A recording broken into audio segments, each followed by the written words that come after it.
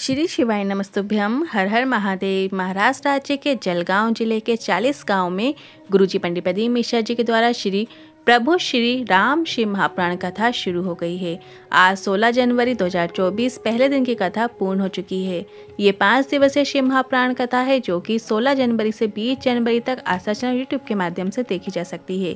आज की कथा बहुत ही अधिक रोचक जानकारियों से भरपूर थी, जिसमें गुरुजी ने रोचक पत्र पढ़े हैं और कुछ उपायों की जानकारी दी है। साथ ही जीवन में तरक्की प्राप्त करने के लिए कुछ विशेष जानकारियाँ दी हैं। कल 17 जनवरी 2024 बुधवार का दिन है और गुरुजी ने श्री संत शिव महापुराण कथा जो भटिंडा पंजाब में पूर्ण हुई है उसमें एक विशेष उपाय की जानकारी दी थी, जिसे आप कल बुधवार के दिन कर सकते हैं। इस नए उपाय को हम आपको वीडियो के माध्यम से भी करके बताने वाले हैं। उपाय कैसे करना है और किन लोगों के लिए ये उपाय है, उसका आपको क्या लाभ मिलने वाला है, इसकी पूरी जानकारी आपको इसी वीडियो में मिलने वाली है, इसलिए वीडियो को अंत तक ज़रूर देखिएगा। आज 16 जनवरी की कथा में गुरुजी ने जो उपाय बताए हैं वो 15 उपाय पत्र उपयोगी जानकारियाँ दी हैं। सभी की जानकारी आपको इसी वीडियो के माध्यम से प्राप्त होने वाली है। किसी कारणवश यदि आपने आज की कथा नहीं सुन पाए हैं तो पूरी कथा का रास्ता आपको इस छोटे से वीडियो से प्राप्त होने वाला है। तो बढ़ते हैं आज की कथा की पहली जानकारी की ओर। ये कथा यहाँ नहीं होने वाली थी, ये कथा मुंबई में होने वाली थी, पर ग्राउंड की परमिशन ना मिलने की वजह से कथा मुंबई में नहीं हो पाई और अब यहाँ कथा 40 गाँव में महाराष्ट्र में जलगांव के सांसद द्वारा करवाई जा रही है। जब कहीं की कथा कैंसिल होती है तो हम उन जजमानों को फ़ोन लगाते हैं जो कहकर रखते हैं कि हम 5 या 7 दिन में या फिर 15 दिन में कथा की व्यवस्था करवा कर कथा करवा सकते हैं। उसी क्रम में 40 गाँव महाराष्ट्र में कथा हो रही है। इतने कम दिन में इतनी बड़ी व्यवस्था करना ये असंभव कार्य है, भगवान शिव की कृपा से ही हो पाया है। बढ़ते हैं आज की कथा की दूसरी जानकारी की ओर। शिव महापुराण की विद्येश्वर संहिता कहती है, जब हम एक लोटा जल शिवलिंग पे अर्पित करते हैं तो उसमें से एक अंश हमारे पितरों को जाता है, एक अंश हमारे पूर्वजों को जाता है, एक अंश वास्तु के देवता को जाता है, एक अंश नारायण जी को जाता है, एक अंश ब्रह्मा जी को जाता है, एक अंश इंद्र के पास चला जाता है। और विद्येश्वर संहिता कहती है एक लोटा जल के 33 कोटि हिस्से हो जाते हैं उन 33 कोटि देवी देवताओं के लिए। बढ़ते हैं आज की कथा की तीसरी जानकारी की ओर। ज्योति भूषण जी पत्र लेकर आई। मेरा बेटा कार्तिक 4 वर्ष का है, उसकी तबीयत खराब हुई और डॉक्टर ने उसे ब्लड कैंसर बता दिया। इसके बाद उसे नासिक के हॉस्पिटल में लेकर गए। उसे 3-3 महीने में 7 बार कीमो किए गए, साथ में आयुर्वेदिक दवा भी देते रहे, उससे भी कोई आराम नहीं मिला। हम बहुत घबरा गए। जहां बड़े बड़े कैंसर के मरीज भी कीमो नहीं झेल पाते, पर मेरा 4 साल का बेटा झेल रहा था।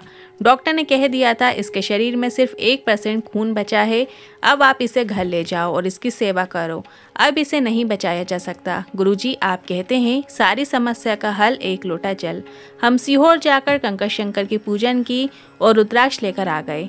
आपने जो वहाँ पर केदार शिला रखी है, जो बड़ी सी केदार शिला रखी है, वहाँ हमने बेटे को लेटा दिया और बाबा के सुपुत्र हमने बेटे को कर दिया और रुद्राक्ष के जल को गलाकर शिवलिंग पे अर्पित करना शुरू किया, बच्चे को देना शुरू किया और बाबा की कृपा का वर्णन करना चाहूँगी। दूसरी बार जब मैंने जांच कराई तो डॉक्टर ने बताया खून बनने लगा है और अब बच्चा ठीक होने लगा है। उसी का आभार व्यक्त करने कथा पंडाल में आई हूँ। बढ़ते हैं आज की कथा की चौथी जानकारी की ओर। 3 चीज़ों में से कौन सी चीज़ आपको नहीं करना है और कौन सी चीज़ आपको करना है वो समझ लीजिए। परीक्षा। परमात्मा की कभी परीक्षा मत लो। कोई बोले भी तो आपको सफाई देने की ज़रूरत नहीं है, आपको तो बस इतना बोल देना है मैं 1 लोटा जल इसलिए अर्पित करती हूँ क्योंकि जल चढ़ाने से लगता है महादेव मेरे साथ कदम से कदम मिलाकर चल रहे हैं। और दूसरा है समीक्षा। हमें अपने भगवान की तुलना किसी से नहीं करना है। आपको अपने बच्चों की तुलना कभी दूसरों के बच्चों से नहीं करना चाहिए कि उसका बच्चा ऐसा है और मेरा ऐसा है। और तीसरा है प्रतीक्षा। हमें इंतज़ार करना है। मैंने मेरे बाबा को पुकारा है, मेरा बाबा मेरे दुख हरने आएगा। जैसे शबरी राम का इंतज़ार करती थी तो राम आए। बढ़ते हैं आज की कथा की 5वीं जानकारी की ओर। संसार में ऐसा कोई कार्य नहीं जो आप नहीं कर सकते और संसार में ऐसा कोई दुख नहीं जो मिट नहीं सकता। कभी जीवन में आपको कोई बोले यहाँ गड़ा धन मिल रहा है, विश्वास मत करिएगा। आपने मेहनत करना है, आपने परिश्रम करना है, अपने काम पर विश्वास रखना है, दूसरे पर नहीं। कोई आपको फ़ोन लगाकर बोले कि आपकी लॉटरी लगी है, आपको इतना पैसा मिलने वाला है, आपको बस आपकी जानकारी देनी होगी। ऐसे फ्रॉड में कभी मत फंसना। बढ़ते हैं आज की कथा की 6वीं जानकारी की ओर। हाउ साहेब जी पत्र लेकर आए। मैं 10 साल से ड्राइवर की जॉब करता था, पर जॉब छोड़कर मैंने पानीपुरी का कार्य करना शुरू किया। 2 लाख का मुझे कर्जा था। गांव में पानीपुरी का खर्चा अच्छा चल रहा था, पर व्यापार बढ़ाने के चक्कर में मैंने मोबाइल से पहली बार लोन लिया और मोबाइल से नॉलेज ना होने के कारण मैंने फ्रॉड कंपनी के चक्कर में फंस गया और ऐसा फंसा कि मेरा पूरा मोबाइल हैक हो गया और ऐसा फंसा कि 6 महीने के अंदर मेरे सर में 12 लाख का कर्जा हो गया और समझ नहीं आ रहा था क्या करूं, क्योंकि लोन के कारण व्यापार भी बंद हो गया।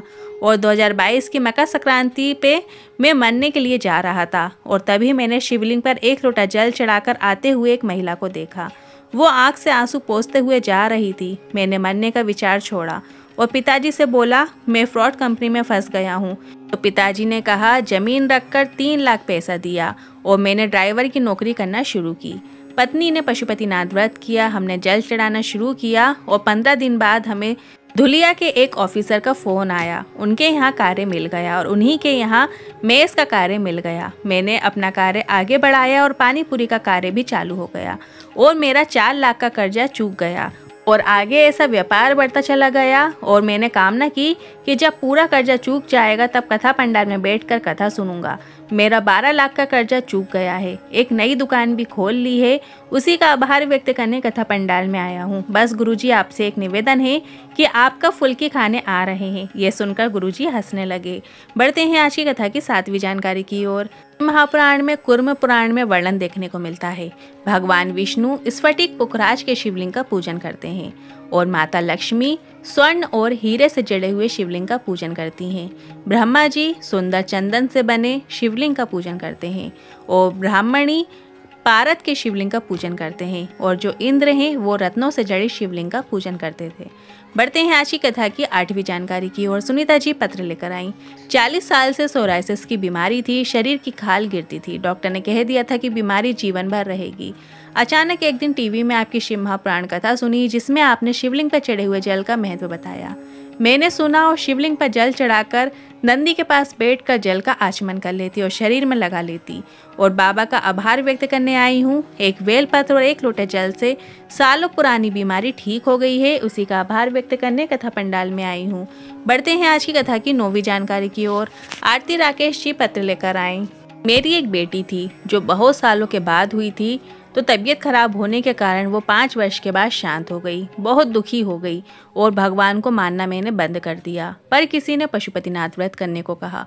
डॉक्टर ने कह दिया था जीवन भर संतान नहीं हो सकती क्योंकि गर्भाशय में समस्या है, पर बाबा की कृपा से पशुपतिनाथ व्रत करे 1.5 महीने ही हुए थे कि मेरा गर्भ ठहर गया और बाबा की कृपा से मेरे घर में बेटे ने जन्म लिया है, जिसका नाम मैंने शिव रखा है। उसी का आभार व्यक्त करने कथा पंडाल में आई हूँ। बढ़ते हैं आज की कथा की 10वीं जानकारी की ओर। गुरुजी ने कहा अचानक पूजन करते हुए किसी को देख लेना या अचानक शिवलिंग पर जल चढ़ाते हुए देख लेना या खुद जल चढ़ा देना, इसका क्या महत्व होता है? आपके द्वारा चढ़ाया गया 1 लोटे जल से आपके पूरे परिवार का उद्धार हो जाता है। शिव का मंदिर कभी मत छोड़ना, शिव की देहरी कभी मत छोड़ना। 1 लोटा जल रोज शंकर भगवान के शिवलिंग पर चढ़ाना। बढ़ते हैं आज की कथा की 11वीं जानकारी की ओर। गुरुजी ने एक उपाय बताया था जो कि संत शिव महापुराण कथा में बताया था। आपको कल के दिन मतलब 17 जनवरी के दिन इस उपाय को करना है। 17 जनवरी बुधवार का दिन है। 7 दूर्बा लेनी है। 7 दूर्बा के आखिरी के भाग में जो आखिरी का हिस्सा होता है, जहाँ से दूर्बा ऊपर की ओर उगती है, तो उस पीछे वाले हिस्से में आपको लाल चंदन लगा लेना है। 7 दूर्बाओं में लाल चंदन लगा लेने के बाद आपको उन 7 दूर्बा को कुंदकेश्वर महादेव का नाम लेते हुए गणेश जी को अर्पित कर देना है। शिव मंदिर में गणेश जी जहाँ विराजमान होते हैं, वहाँ पर आपको उन 7 दूर्बाओं को अर्पित कर देना है। इसके बाद चंद्र गणेश का नाम लेते हुए आपको उन 7 दूर्बा में से 1 दूर्बा प्राप्त कर लेना है, उठा लेना है और उस व्यक्ति को दे दें जो गलत मार्ग पे जा रहा हो। अपशब्द बोल रहा हो, घर में ठीक से नहीं रह रहा हो या व्यसन में डूबा रहता हो। अगर वो खा ले तो अच्छी बात है, अन्यथा आप उसे भोजन में मिलाकर भी एक दूर्वा को खिला सकते हैं। उसे नशे से घृणा होने लगेगी, उसका नशा छूट जाएगा। और यदि वो घर में बाहर में अपशब्दों का प्रयोग करता है, लड़ाई झगड़ा करता है, तो वो उसका धीरे धीरे कम होता चला जाएगा। ये विशेष उपाय आप कल 17 जनवरी बुधवार को करके अधिक से अधिक लाभ प्राप्त कर सकते हैं। सिर्फ आपको इस उपाय को करने के लिए 7 दूर्वा और लाल चंदन की आवश्यकता होगी। बस ध्यान रखिए, कुंदकेश्वर महादेव का नाम लेना है और चंद्र गणेश का नाम बोलते हुए उस दूर्वा को वहां से प्राप्त कर लेना है। आज के ये उपाय आपको अच्छा लगा हो तो आप अपने परिवार वालों के साथ भी इस वीडियो को ज़रूर शेयर कीजिएगा। आज के इन उपायों से जुड़े मन में कोई सवाल या क्वेश्चन है तो वो भी आप कमेंट बॉक्स के जरिए पूछ सकते हैं। वीडियो थोड़ा भी उपयोगी लगा हो तो वीडियो को लाइक करके कमेंट बॉक्स में हर हर महादेव ज़रूर टाइप कीजिएगा। श्री शिवाय नमस्तुभ्यम।